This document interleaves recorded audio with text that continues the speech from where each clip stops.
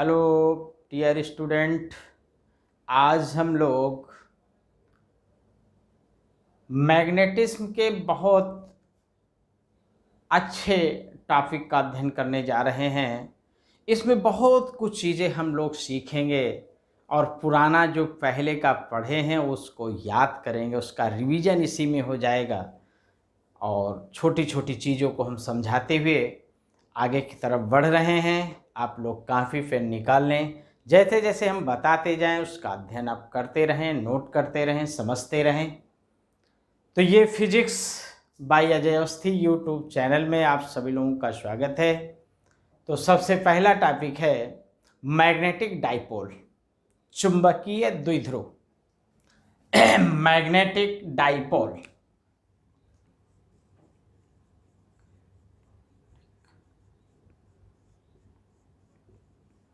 Magnetic dipole, चुंबकीय द्विध्रुव।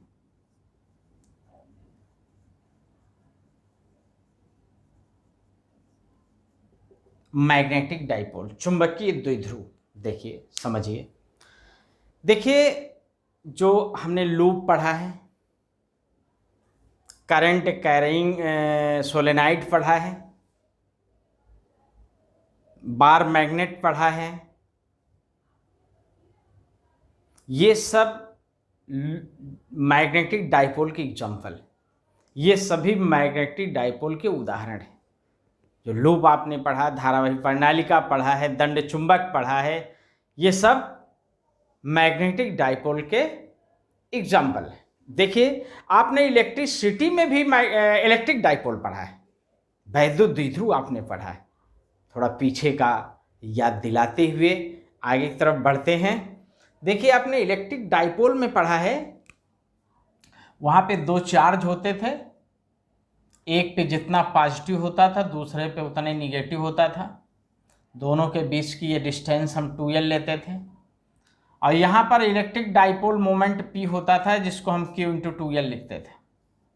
वहाँ पर इलेक्ट्रिक डाइपोल मोमेंट की जो डायरेक्शन होती थी वो निगेटिव चार्ज से पॉजिटिव चार्ज की ओर होती थी।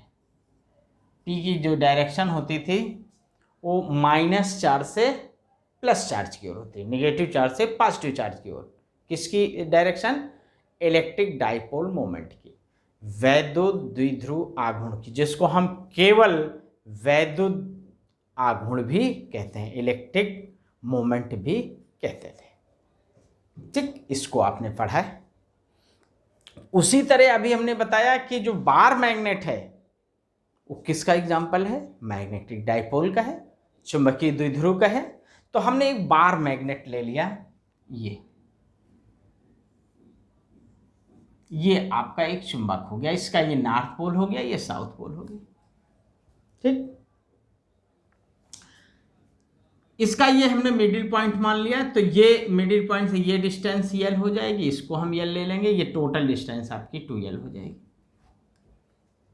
ठीक, यहां पर ये जो पोल्स हैं, इसमें जो पोल्स हैं, नॉर्थ पोल और साउथ पोल, ये नॉर्थ पोल, ये साउथ पोल और ये नॉर्थ पोल। पोल स्ट्रेंथ जो है, मतलब जो पोल, जो ध्रुव हैं, उनकी जो शक्ति है, उनकी जो पावर है, जिसको हम ध्रुव की प्रबलता कहते हैं, उसको स्मॉल m से रिप्रेजेंट करते हैं, स्मॉल m से रिप्रेजेंट करते हैं। पोल की जो प्रबलता है, ध्रुव की जो प्रबलता है, उसको हम स्मॉल m लिखते हैं। ठीक है, और इस बार मैग्नेट की जो लेंथ है उसको हम 2L लिखते हैं। तो electric dipole, magnetic dipole moment यहां पे होगा m इक्वल टू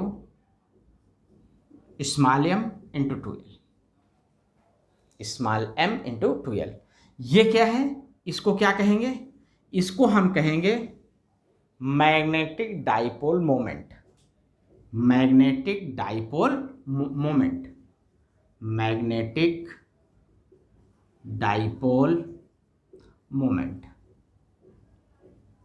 जिसको हम केवल मैग्नेटिक मोमेंट भी कहते हैं। इसको केवल हम मैग्नेटिक मोमेंट भी कहते हैं। इसको हम हिंदी में चुंबकीय द्विध्रुव आघूर्ण, या इसी को केवल चुंबकीय आघूर्ण भी कहते हैं, केवल चुंबकीय आघूर्ण भी कहते हैं एम को। और स्मॉल एम क्या है? ये स्मॉल एम को क्या कहते हैं? इसको कहते हैं ध्रुव की प्रबलता, प्रबलता, इसको हम ध्रुव की प्रबलता कहते हैं। करेक्ट, इसे समझ आएगी। हाँ, अब जैसा कि अभी हमने बताया इलेक्ट्रिक डाइपोल जो हम लोगों ने पढ़ा था, उस इलेक्ट्रिक डाइपोल में इलेक्ट्रिक डाइपोल मोमेंट की जो डायरेक्शन थी वो निगेटिव चार्ज से पॉजिटिव चार्ज की ओर थी, ऋण आवेश से धन आवेश की ओर।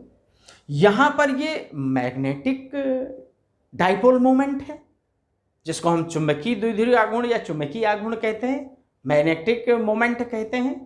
तो यहाँ पर इसकी जो डायरेक्शन है वो साउथ पोल से नॉर्थ पोल की ओर होती है, साउथ पोल से नॉर्थ पोल।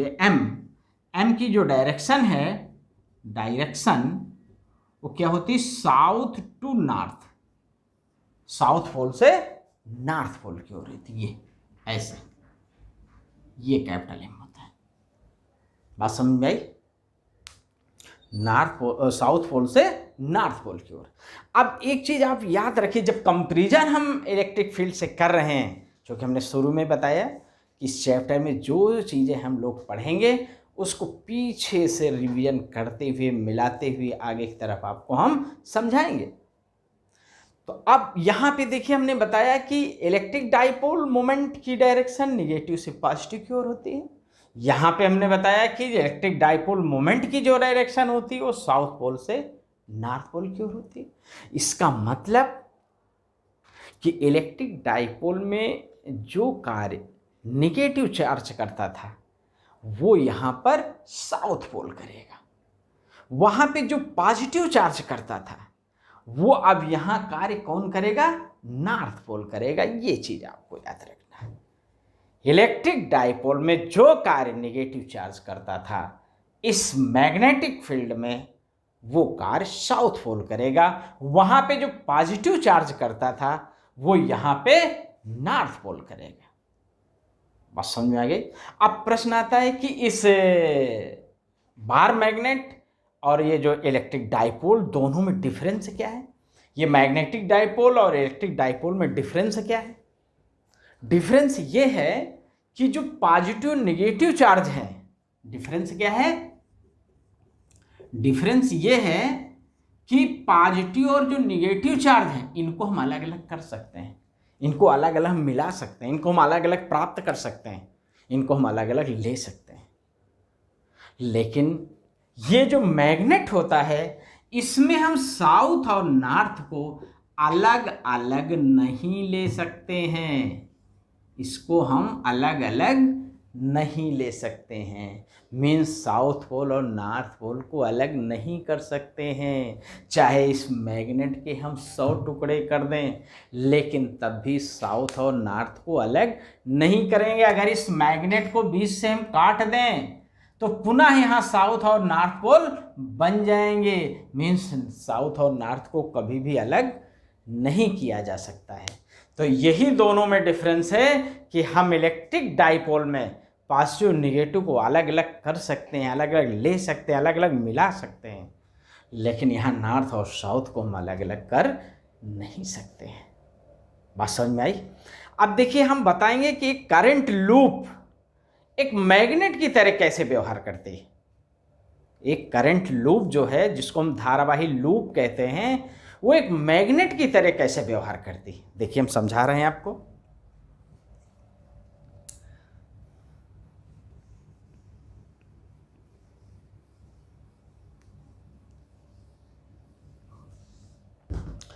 एक करंट लूप, करंट लूप जिसको हम धारावाही लूप कहते हैं, धारावाही या धारा लूप, धारा लूप कह दीजिए, धारा लूप, ये धारावाही लूप या धारा लूप। ठीक, ये व्यवहार किस तरह करता है? मैग्नेट की तरह। इसका व्यवहार कैसा होता है? मैग्नेट की तरह, मैग्नेट, चुंबक की तरह। हम आपको समझा रहे हैं कैसे चुंबक की तरह व्यवहार करता है। बात समझिए, कैसे हम इसको चुंबक की तरह यूज करते हैं या इसका बिहेवियर मैग्नेट की तरह कैसे होता है। ठीक है, देखिए समझिए। देखिए यहां पर हम एक लूप ले लिए, ये हमने लूप ले लिया। ठीक, इस लूप में करंट फ्लो होगी। हमने मान लिया ये करंट फ्लो हो रही है, ये लूप, एक लूप हमने ले लिया, लूप में करंट फ्लो हो रही है। अब जब करंट ये फ्लो हो रही है तो अब हम देखेंगे कि इसमें जो वो चुंबकीय बल रेखाएं उनकी, इससे जो लूप जो बनेगा, अगर ये मैग्नेट की तरह व्यवहार करता है तो इसमें जो चुंबकीय बल रेखाएं होंगी, मैग्नेटिक फोर्स लाइन होंगी, उनकी डायरेक्शन क्या होगी, वो किधर से किधर की ओर चलेंगी। बात समझ आई? तो देखिए अंगूठा धारा की दिशा है, तो यहाँ पे अंगुलियों को मोड़ेंगे तो ऐसे मोड़ेंगे, ऐसे। कहीं आपने पढ़ा है कि दाएं हाथ के हाथ से किसी चीज़ को इस प्रकार पकड़ें या इस प्रकार मोड़ें। पीछे हमने आपको पढ़ाया है कि अंगूठा अगर धारा की दिशा में हो और अंगुलियों को हम मोड़ें, जिस दिशा में अंगुलियां मुड़ती हैं वो चुंबकीय बल रेखाओं की दिशा होती है। जब हम इस प्रकार दाएं हाथ की हथेली को रखें कि अंगूठा धारा की दिशा में हो और अंगुलियों को हम मोड़ें, अंगूठे को धारा की दिशा में करते हुए अंगुलियों को हम मोड़ें, अंगुलियां जिस दिशा में मुड़ती हैं वो चुंबकीय बल रेखाओं की दिशा होती है। इसका मतलब यहाँ पे देखिए चुंबकीय बल रेखाएं कैसे जाएंगी, ऐसे जाएंगी, ऐसे चुंबकीय बल रेखाएं जाएंगी लूप में, ऐसे। मतलब इधर से प्रवेश करेंगी, इधर नीचे को निकलेंगी, इस प्रकार। देखिए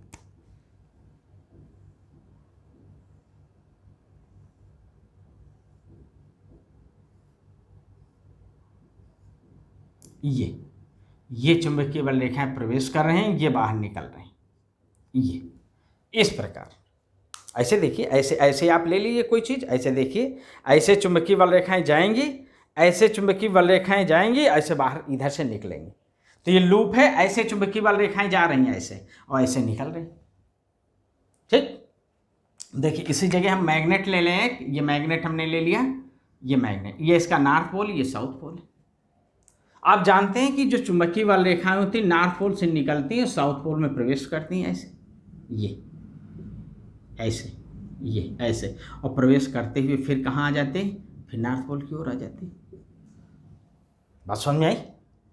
ये देखिए, तो जिधर से प्रवेश कर रही उधर कौन सा पोल बनेगा, साउथ पोल बनेगा। इसका मतलब यहाँ साउथ पोल होगा, और जिधर निकल रहे हैं इधर कौन सा पोल होगा, नॉर्थ पोल होगा। इसका मतलब कि ये जो लूप आपने बनाया है, ये जो करंट लूप बनी हुई है, इसमें भी नॉर्थ और साउथ पोल होंगे।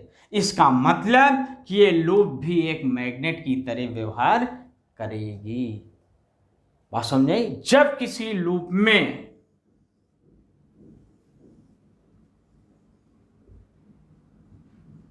धारा की दिशा क्लॉकवाइज हो तो वहां पर साउथ पोल बनेगा, और जहां पे धारा की दिशा एंटी क्लॉकवाइज हो वहां नॉर्थ पोल बनेगा।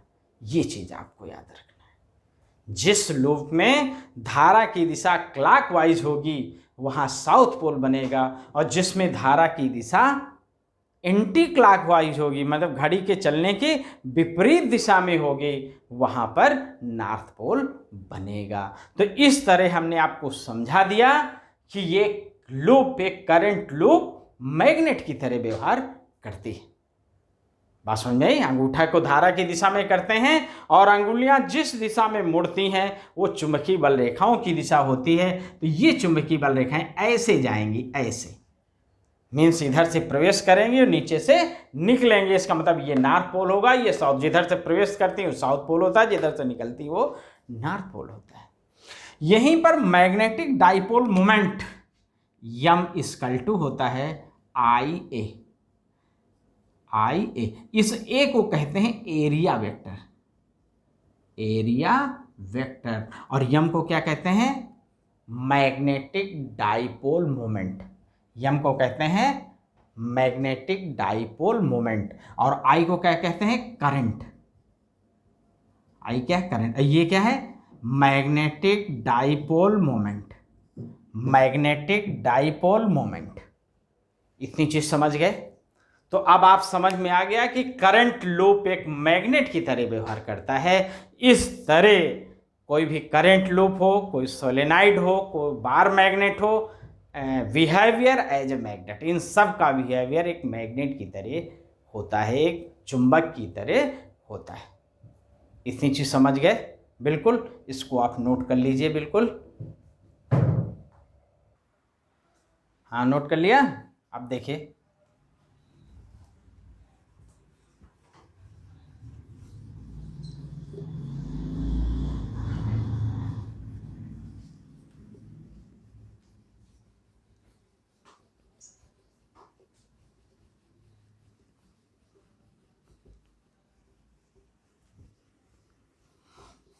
हाँ अब देखिए, बता रहे हैं आपको torque on A current loop. हाँ देखिए,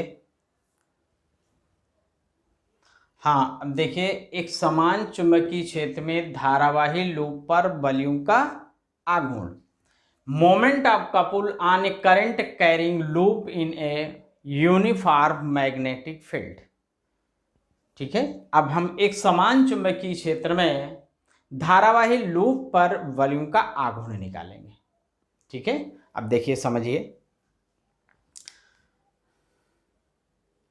देखिए, एक धारावाही लूप, रेक्टेंगुलर लूप हमने ले लिया, ये एक रेक्टेंगुलर लूप ये हमने ले लिया, रेक्टेंगुलर लूप हमने ले लिया ये। ठीक, ये जहां पे रखा है वहां मैग्नेटिक फील्ड जो है इस बोर्ड के तल के लंबवत नीचे की ओर, ये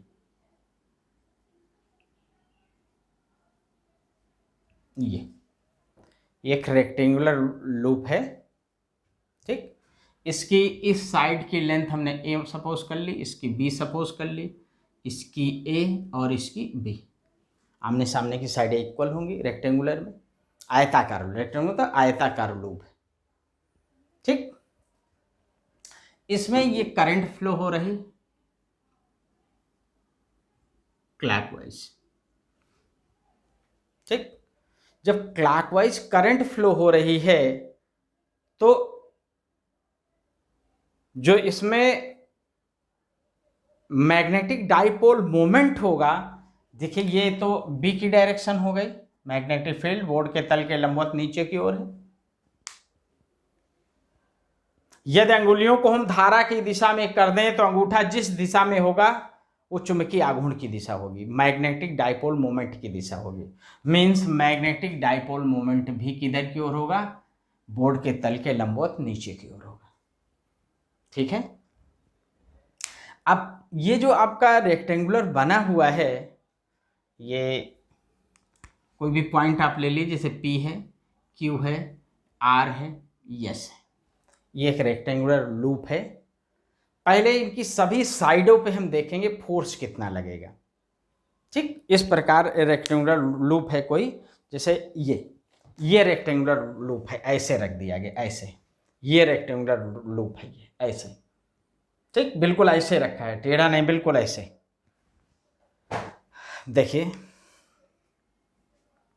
हम जानते हैं F = होता है ILB sin थीटा। देखिए, पहले हम इस साइड के लिए निकालें RS। ठीक है, RS में जो बल लगेगा, RS साइड में जो बल लगेगा वो ये लगेगा, F = I होगा, L की जगह A हो जाएगा, B हो जाएगा, साइन 90 हो जाएगा। क्यों 90 होगा? क्योंकि RS जो चालक है, RS जो साइड है वो मैग्नेटिक फील्ड के परपेंडिकुलर है। देखिए ना, मैग्नेटिक फील्ड ऐसे है और ये साइड ऐसे है, रेक्टेंगुलर की ये साइड है, ये मैग्नेटिक फील्ड है। बात समझ में आई? दोनों लंबवत। ठीक है, तो ये हो जाएगा F = IAB। इतना फोर्स लगेगा यहाँ पे। अब फोर्स की डायरेक्शन क्या होगी ये भी देख लीजिए। ये तो करंट हो गई, ये करंट की डायरेक्शन हो गई ये। ठीक है, तो अब देखिए, मैग्नेटिक फील्ड ऐसे है, ये, और ये अंगूठा धारा की दिशा में हो गया, तो फोर्स किधर की ओर लगेगा, इधर की ओर लगेगा। ये फोर्स होगा इसमें, F equal to IAB, correct. इसी तरह इस पे निकालिए, देखिए इस पे ये अंगूठा धारा की दिशा में होगी, धारा ऐसे बह रही है, अंगूठा धारा की दिशा में हो गया, अंगुलियां चुंबकीय क्षेत्र की दिशा में हो गई, तो बल किधर की ओर लगेगा, इधर की ओर।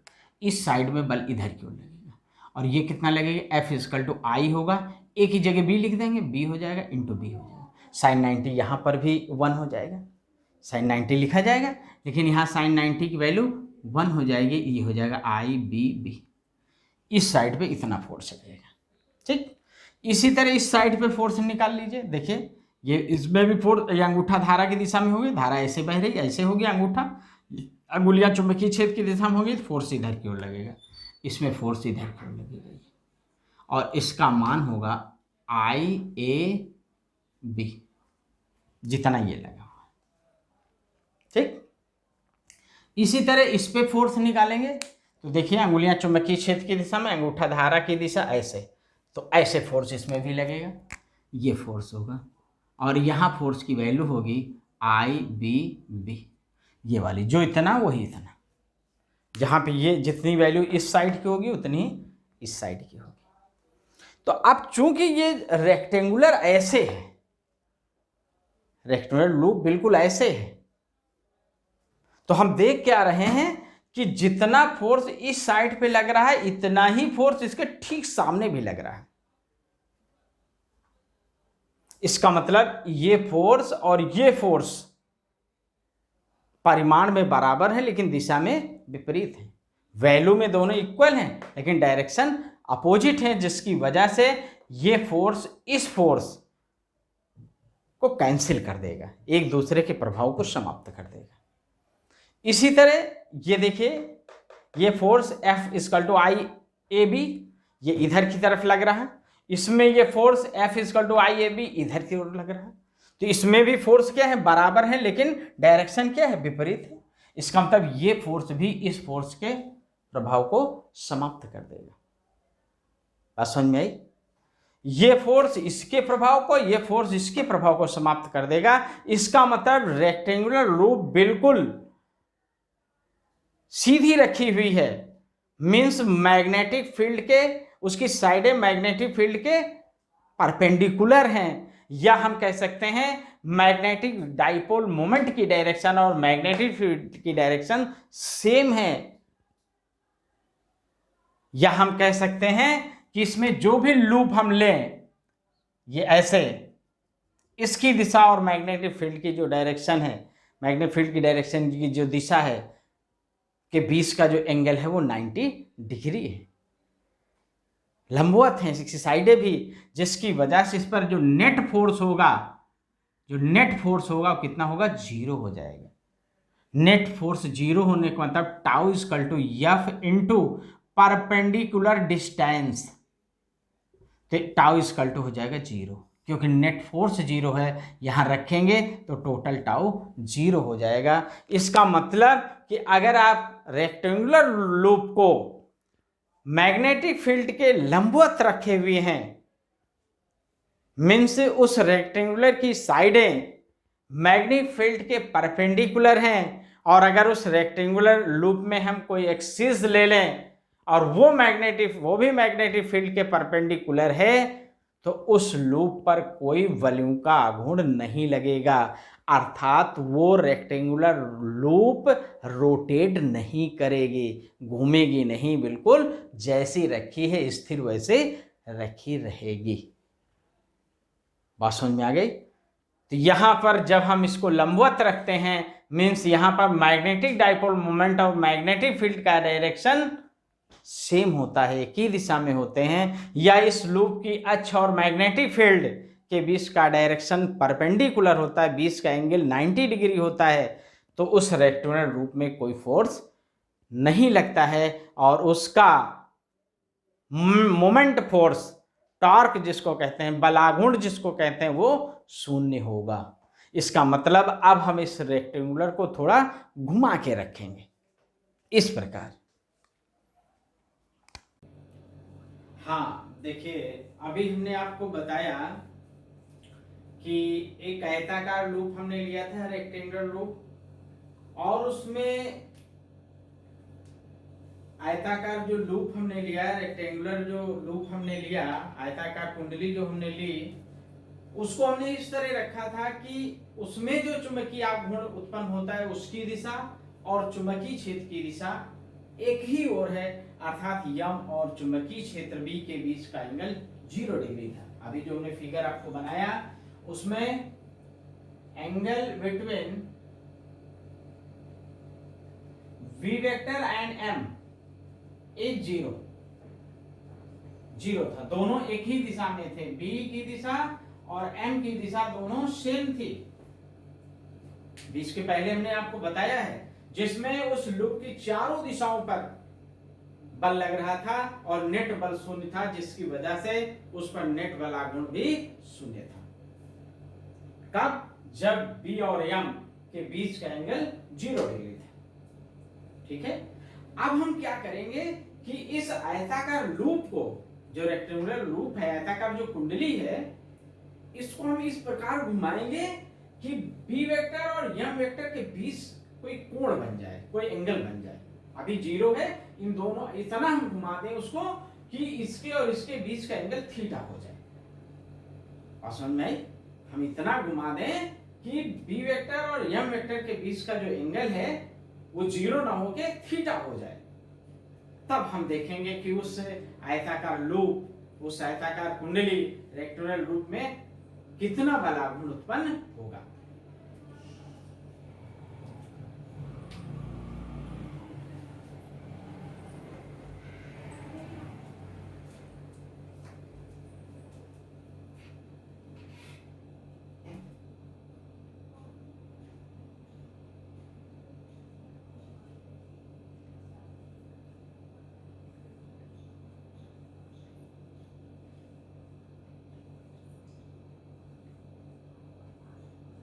ये मैग्नेटिक फील्ड और ये loop,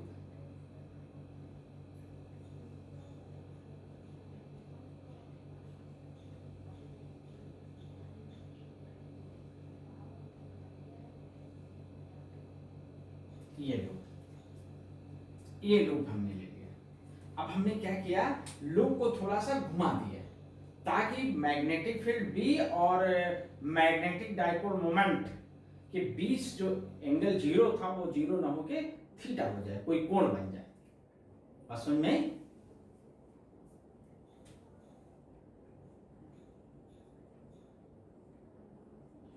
A B C D, ये रेक्टेंगुलर लूप हो गया। ठीक है, इसमें करंट फ्लो हो रही, आई करंट फ्लो हो रही, ये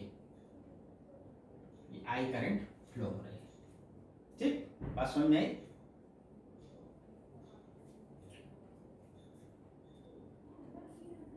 हाँ, अब देखिए ये जो ए बी सी डी आयताकार लूप है, लिखेंगे माना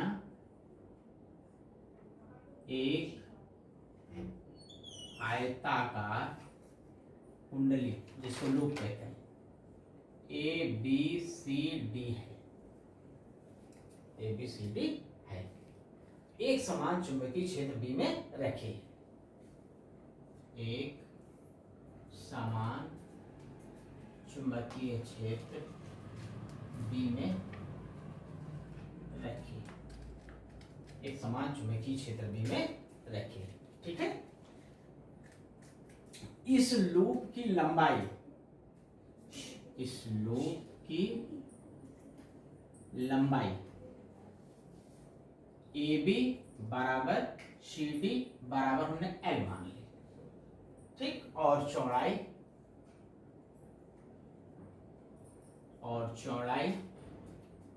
ए D equal to B C equal to B, हमने बी मान ली, लंबाई एल है और चौड़ाई बी। ठीक, अब देखिए, अब हम निकालेंगे फ्लेमिंग के लेफ्ट हैंड रूल से कि इस लूप की भुजाओं पे बल किस ओर लग रहा है। समझ गए? ये हमने लूप की अक्ष माने लेते हैं, इसको हमने लूप की अक्ष मान लिया ये। ठीक, अब देखिए पहले हम इस जो ए बी भुजा है इस पे हम पहले बल निकालें। ठीक, इससे हम चाहे फ्लेमिंग के बाएं हाथ से निकाल लीजिए, चाहे दाएं हाथ की हथेली के नियम से निकाल लीजिए। दाएं हाथ की हथेली के नियम से देख लीजिए, ये चुंबकीय क्षेत्र की दिशा हो गई, धारा की दिशा हो गई। तो इस भुजा ए बी पे बल किधर की ओर लगेगा? नीचे की ओर लगेगा। बल जो है नीचे की ओर लगेगा, असल में नीचे की ओर।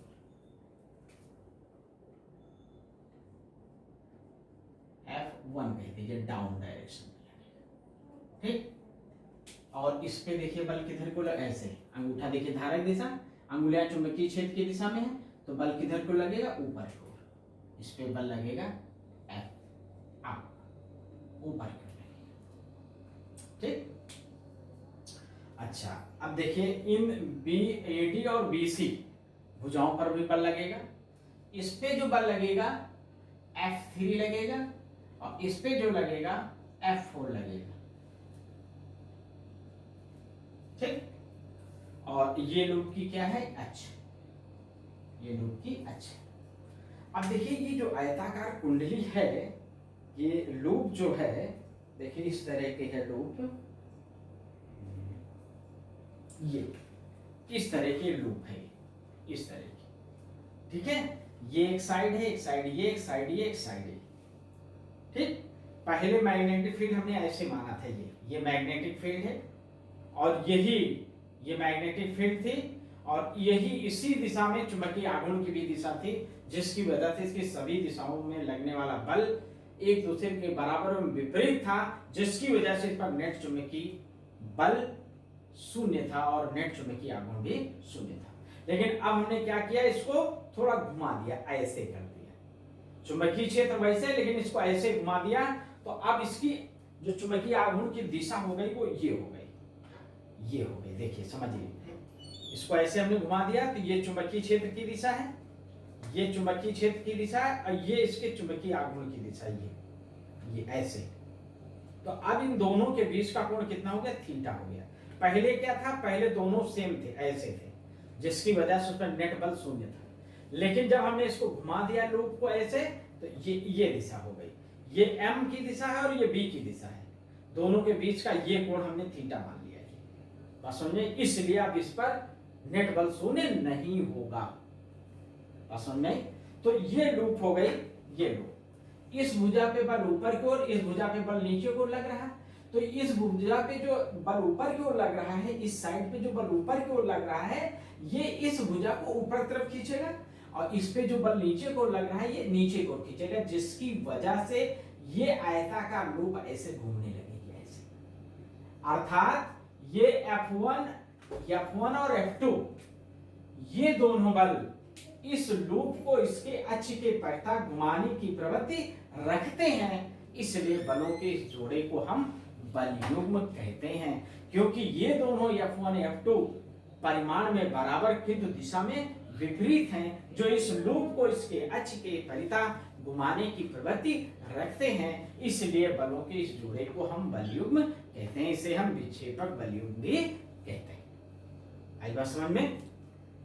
समझ गए? लेकिन F3 और F4 क्या है? बल F3 व F4 परस्पर बराबर व विपरीत हैं, तथा इनकी क्रिया रेखा भी एक ही है, अर्थात ये दोनों बल एक दूसरे को निरस्त कर देंगे और कोई बल युग्म नहीं बनाएंगे। ये आपको याद रखना है कि F3 और F4 जो बल है ये परस्पर बराबर एवं विपरीत हैं, तथा इनकी क्रिया रेखा भी एक ही है, और ये दोनों एक दूसरे के प्रभाव को समाप्त कर देंगे और ये कोई बल युग्म नहीं बनाएंगे। इसलिए F3 और F4 को हम कैलकुलेशन में नहीं लेते हैं, और F1 और F2 को हम क्या कहते हैं? विक्षेपक बल युग्म कहते हैं, क्योंकि ये दोनों बल एक दूसरे F1 और F2 बल एक दूसरे के बराबर की दिशा में विपरीत हैं, जो इस लूप को इसके अक्ष के परिता घुमाने की प्रवृत्ति रखते हैं, अर्थात घुमाते हैं, इसलिए इसको हम विक्षेपक बल युग्म कहते हैं। ऐसे रोटेट कर रहे हैं, ऐसे अभी हम लोग कहा है ना, ऐसे इसको रोटेट करते हैं, ऐसे ऐसे ऐसे ये रोटेट करते हैं। बात समझ में आ गई? इतनी चीज बिल्कुल आप समझ गए। अब देखिए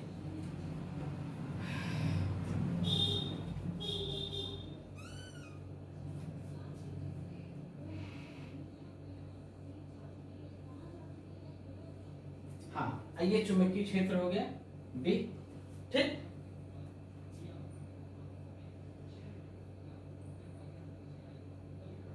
ये इस लूप की चौड़ाई हो गई, ठीक। ये एक बल लग रहा है एफ अप ऊपर की ओर, और यहां बल लग रहा है एफ डाउन नीचे की ओर। दो बल है वहां पर, अप और डाउन। तो एफ अप और डाउन दो बल यहां पे लग रहे हैं। अप को मतलब F2 और ये F1, ठीक।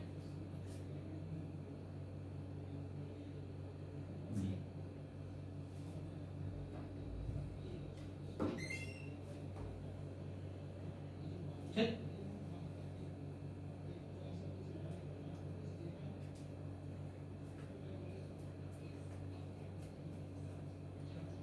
एच हो गए, ये कोण थीटा हो गई, ये एच हो गई, एच, ठीक। लूप की एच, इसकी लूप, ये थीटा है, ये कोण भी थीटा होगा, ये, ठीक। यहां से ये चौड़ाई हो गई, भुजा की चौड़ाई हो गई, ये, ठीक। अब इसको कोई पॉइंट मान लीजिए, इसको आप एन पॉइंट कह दीजिए, इसको के पॉइंट कह दीजिए, इसको एस पॉइंट कह दीजिए। तो ट्रायंगल एन के एस से साइन थीटा बराबर लंब, लंब हो गया के एस, कर्ण हो गया एन एस। तो K S equal to N S sine theta, तो हो जाएगा K S equal to B sine theta. ये लंबवत गुणन से लंबवत दूरी के एस निकल आई कि गुणन से लंबवत दूरी कितनी होगी, क्योंकि जब हम बल गुण निकालेंगे तो हमें बल गुणे गुणन से लंबवत दूरी की जरूरत पड़ेगी, ठीक। यहां हम ये कह सकते हैं लूप की अक्ष चुंबकीय क्षेत्र के दिशा से थीटा कोण बनाता है, ठीक। लूप की अक्ष, लूप की अक्ष चुंबकीय क्षेत्र की दिशा से थीटा कोण बनाता है, ठीक। मतलब बी और चुंबकीय क्षेत्र की जो लूप की जो अक्ष है उसके बीच का कोण थीटा है, ठीक है। इसलिए लूप पर कार्यरत विक्षेपक बलों का आघूर्ण, अतः लूप पर लगने वाला विक्षेपक बल युग्म का आघूर्ण, विक्षेपक बलों का आघूर्ण टाउ बराबर बल गुणे लंबवत दूरी, तो हो जाएगा tau equal to F into B sine theta, लंबवत दूरी।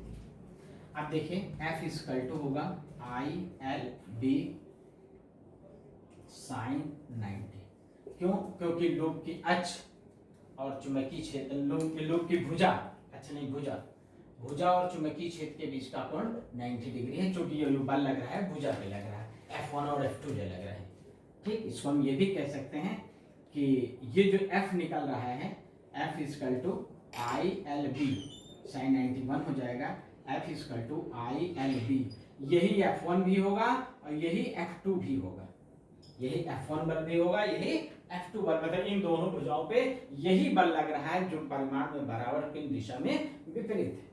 तो ये हो जाएगा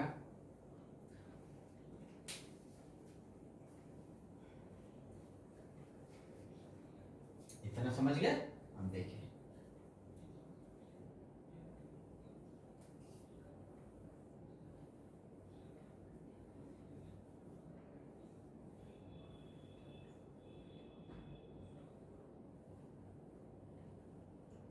हाँ, अब देखिए tau equal to F into B sine theta, तो हो जाएगा टाउ इक्वल टू एफ की जगह लिखेंगे I L B into B sine theta. ये लिखा जाएगा tau equal to I L into B sine theta. L into B ये हो जाएगा लूप का एरिया क्षेत्रफल, टाउ इक्वल टू हो जाएगा I A B sine theta. ये हुआ आयताकार लूप पर वॉल्यूम का आघूर्ण tau equal to I A B sine theta. अगर इस कुंडली में n फेरे हों तो और फेरे इस तरह के ले लें, इस तरह और हम फेरे ले लें, n फेरे हो जाएं तो फार्मूला हो जाएगा tau equal to N I A B sine theta. तब फार्मूला ये हो जाएगा वॉल्यूम का आघूर्ण टाउ इक्वल टू, इस लूप पर लगने वाले वॉल्यूम का आघूर्ण टाउ इक्वल टू हो जाएगा N I A B sine theta. Correct, इतनी चीज समझ गए। अब आगे देखिए, देखिए मान लीजिए कि एक कुंडली है जो त्रिज्य चुंबकीय क्षेत्र में है।